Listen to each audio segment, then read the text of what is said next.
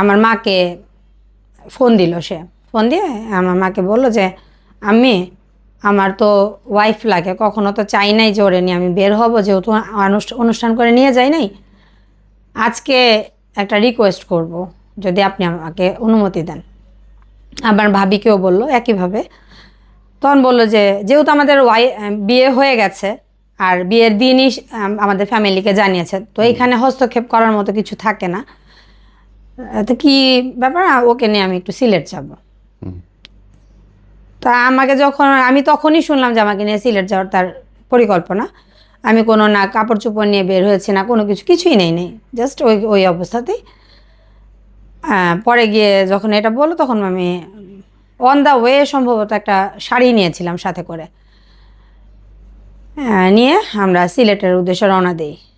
তো সিলেটও তখন ওই যে আমি বললাম না যে আল্লাহকে যতভাবে ডাকা যায় সবভাবে আমি ডাকা শুরু করেছি, তার যাতে সে চলে যাচ্ছে, তার টিকিট কাটা হয়ে গেছে। বাহ, ভেরি গুড। হ্যাঁ, ভিসার জন্য তখন আমি রোজা ওই চাইনিজ রেস্টুরেন্ট থেকে বের হয়ে আমি সেহরির সময় শুধু এক গ্লাস পানি, মানে একটা বোতলে পানি আর কিছু ফাস্টফুড জাতীয় কিছু খেয়ে মানে রোজা রাখি, যে পরের দিন আমি রোজা।